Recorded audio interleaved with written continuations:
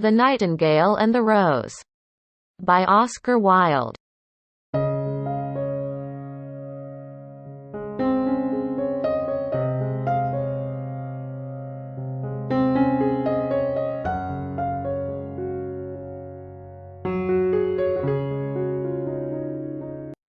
She said that she would dance with me if I brought her red roses, cried the young student. But in all my garden there is no red rose. From her nest in the home oak tree the nightingale heard him, and she looked out through the leaves, and wondered. No red rose in all my garden, he cried, and his beautiful eyes filled with tears. Ah, on what little things does happiness depend? I have read all that the wise men have written, and all the secrets of philosophy are mine. Yet for want of a red rose is my life made wretched. Here at last is a true lover, said the nightingale. Night after night have I sung of him, though I knew him not. Night after night have I told his story to the stars, and now I see him. His hair is dark as the hyacinth blossom, and his lips are red as the rose of his desire. But passion has made his lace like pale ivory, and sorrow has set her seal upon his brow.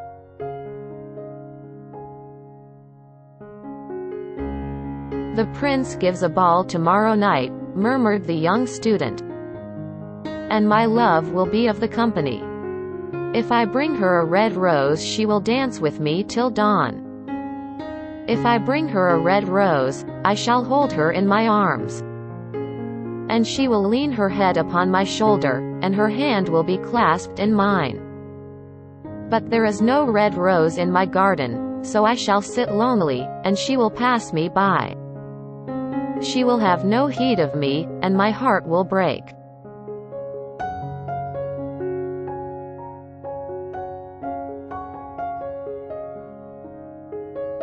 Here indeed is the true lover, said the nightingale. What I sing of he suffers. What is joy to me, to him is pain. Surely love is a wonderful thing. It is more precious than emeralds, and dearer than fine opals. Pearls and pomegranates cannot buy it, nor is it set forth in the marketplace. It may not be purchased of the merchants, or can it be weighed out in the balance for gold.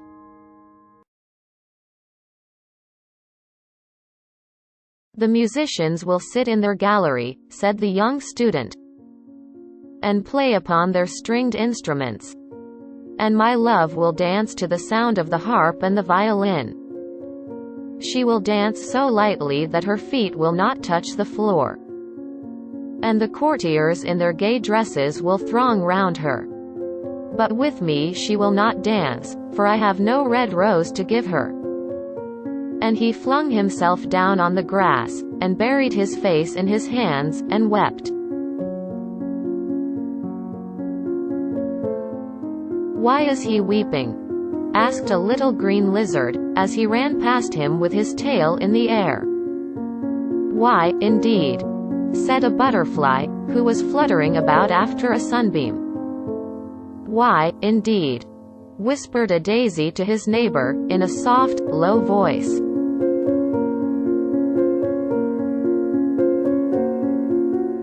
He is weeping for a red rose, said the nightingale.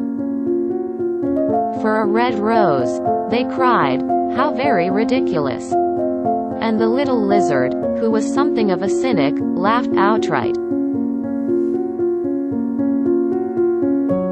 But the nightingale understood the secret of the student's sorrow. And she sat silent in the oak tree, and thought about the mystery of love.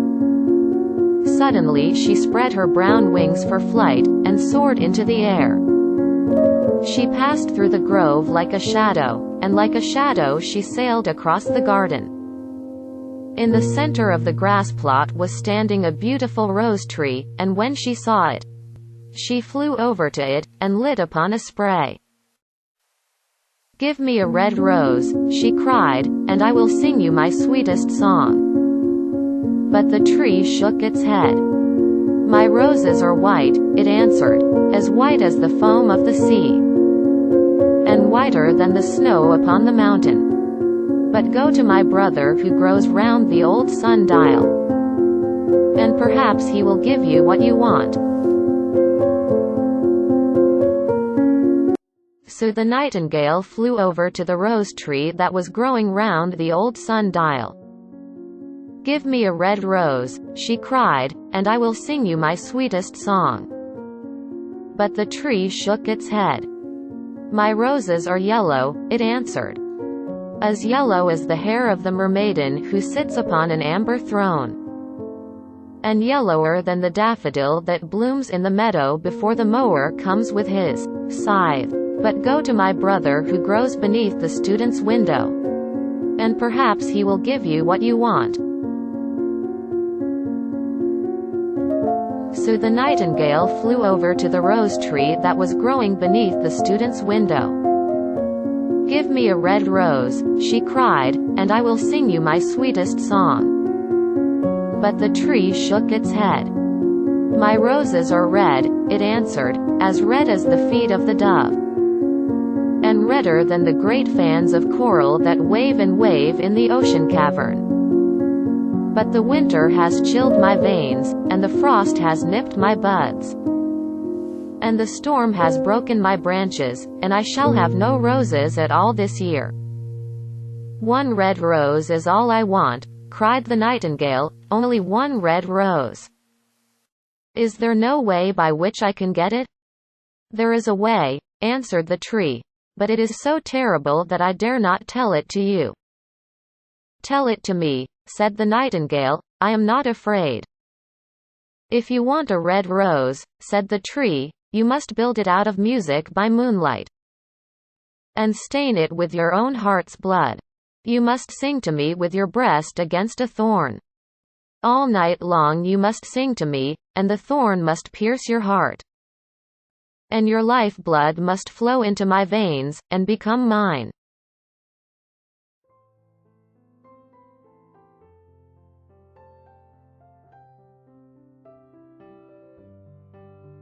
"Death is a great price to pay for a red rose," cried the nightingale, "and life is very dear to all.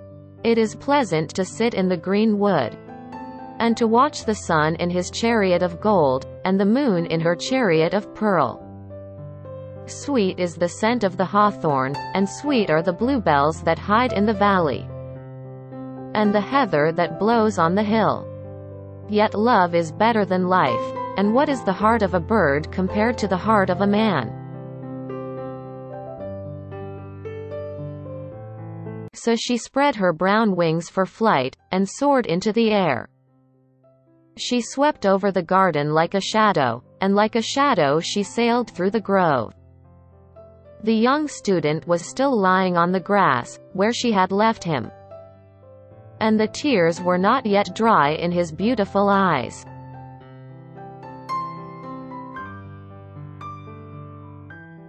"Be happy," cried the nightingale, "be happy. You shall have your red rose. I will build it out of music by moonlight, and stain it with my own heart's blood. All that I ask of you in return is that you will be a true lover. For love is wiser than philosophy, though she is wise, and mightier than power. Though he is mighty, flame-colored are his wings, and colored like flame as his body. His lips are sweet as honey, and his breath is like frankincense.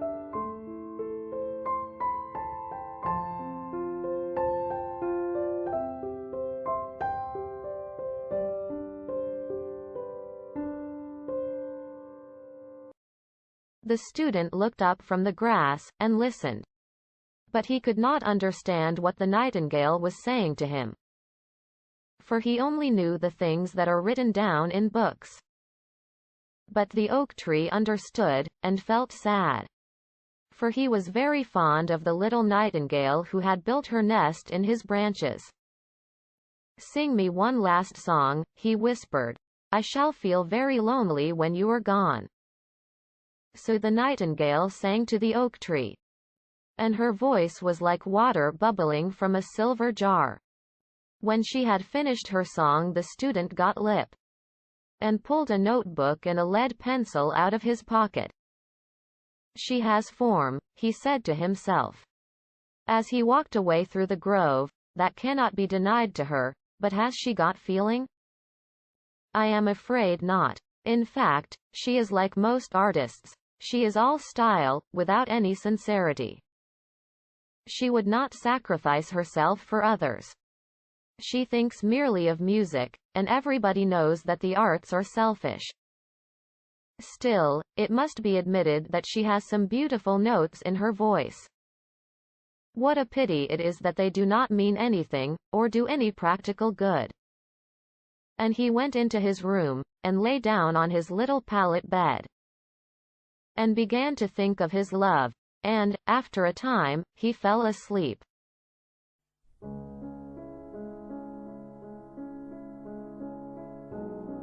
And when the moon shone in the heavens, the nightingale flew to the rose tree, and set her breast against the thorn. All night long she sang with her breast against the thorn. And the cold crystal moon leaned down and listened. All night long she sang, and the thorn went deeper and deeper into her breast. And her life blood ebbed away from her. She sang first of the birth of love in the heart of a boy and a girl. And on the topmost spray of the rose tree there blossomed a marvelous rose. Petal following petal, as song followed song.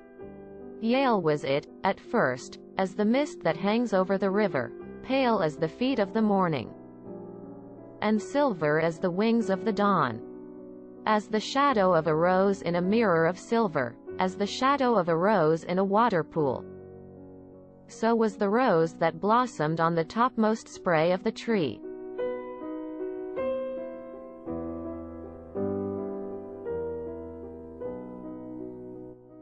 But the tree cried to the nightingale to press closer against the thorn. Press closer, little nightingale, cried the tree, or the day will come before the rose is finished. So the nightingale pressed closer against the thorn, and louder grew her song. For she sang of the birth of passion in the soul of a man and a maid. And a delicate flush of pink came into the leaves of the rose, like the flush in the face of the bridegroom when he kisses the lips of the bride. But the thorn had not yet reached her heart, so the rose's heart remained white. For only a nightingale's heart's blood can crimson the heart of a rose.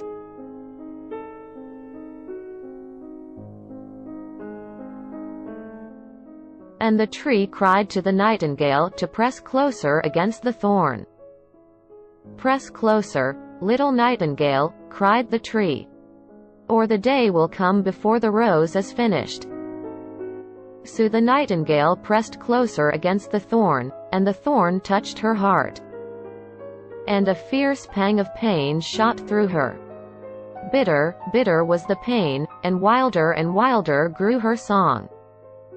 For she sang of the love that is perfected by death, of the love that dies not in the tomb.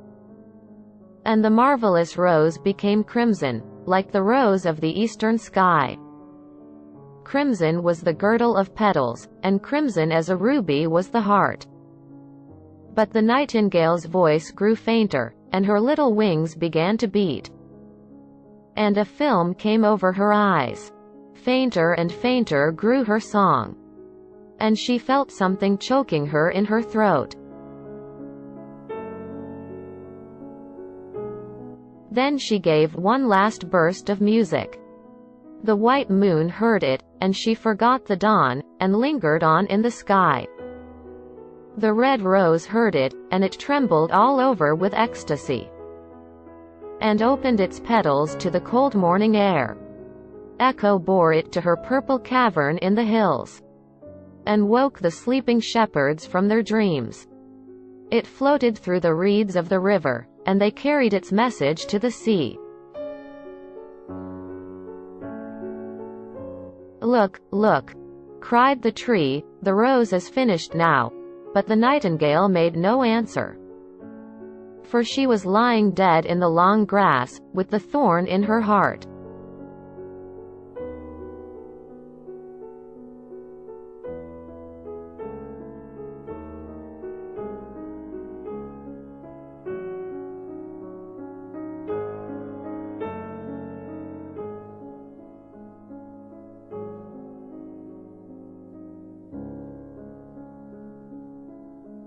And at noon the student opened his window and looked out. "Why, what a wonderful piece of luck!" he cried. "Here is a red rose. I have never seen any rose like it in all my life. It is so beautiful that I am sure it has a long Latin name," and he leaned down and plucked it. Then he put on his hat, and ran up to the professor's house with the rose in his hand. The daughter of the professor was sitting in the doorway winding blue silk on a reel.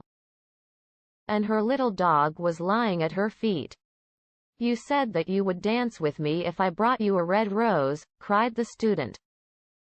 "Here is the reddest rose in all the world. You will wear it tonight next your heart. And as we dance together it will tell you how I love you." But the girl frowned. "I am afraid it will not go with my dress," she answered. "And, besides, the Chamberlain's nephew has sent me some real jewels. And everybody knows that jewels cost far more than flowers." "Well, upon my word, you are very ungrateful," said the student angrily. And he threw the rose into the street, where it fell into the gutter. And a cartwheel went over it.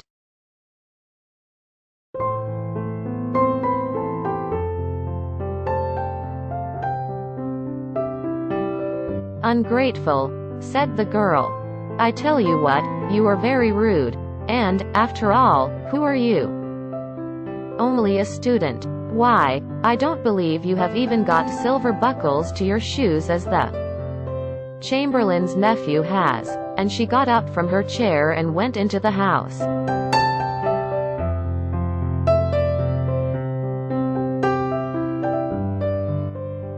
"What a silly thing love is," said the student as he walked away. "It is not half as useful as logic, for it does not prove anything. And it is always telling one of things that are not going to happen, and making one believe things that are not true. In fact, it is quite unpractical, and, as in this age to be practical is everything. I shall go back to philosophy and study metaphysics." So he returned to his room and pulled out a great dusty book, and began to read.